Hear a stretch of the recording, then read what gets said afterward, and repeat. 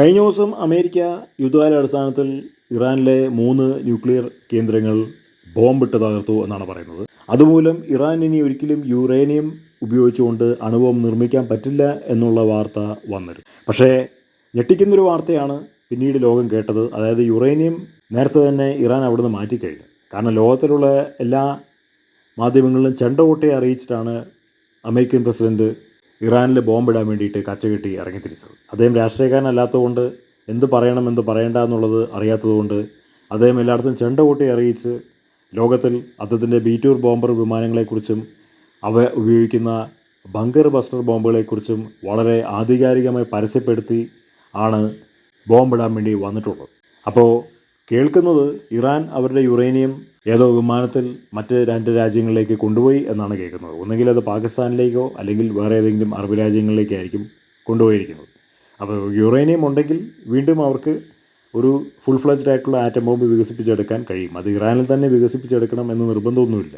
അവരെ സഖ്യകക്ഷികൾ ഇരിക്കുന്ന സ്ഥലത്ത് പോയിട്ട് അത് വികസിപ്പിച്ചെടുക്കേണ്ട ആവശ്യമേ ഉള്ളൂ. യുറേനിയം വേണം, അതിന് കോടികൾ വില മതിക്കുന്ന ഒരു ഉൽപ്പന്നമാണ്. അതുകൊണ്ട് ഇറാൻ അതവിടുന്ന് മാറ്റി എന്നുള്ളത് അമേരിക്കൻ ഗവൺമെൻറ്റിന് വലിയൊരു നാണക്കേടായിട്ടിരിക്കുന്ന ഒരു കാര്യമാണ്.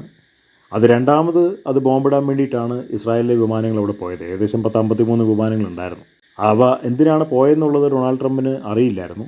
പിന്നീടാണ് ഡൊണാൾഡ് ട്രംപ് അടക്കം മനസ്സിലായത് ഈ യുറേനിയം ഇരിക്കുന്ന ലൊക്കേഷനിലാണ് ഇസ്രായേൽ ബോംബിടാനായിട്ട് പോയത്. അത് പിന്നെ അങ്ങനെ ആ സാഹചര്യം ഇസ്രായേലിന് പ്രതികൂലമായി വന്നതുകൊണ്ട് അവർ പിന്മാറി എന്ന് മാത്രമേ ഉള്ളൂ.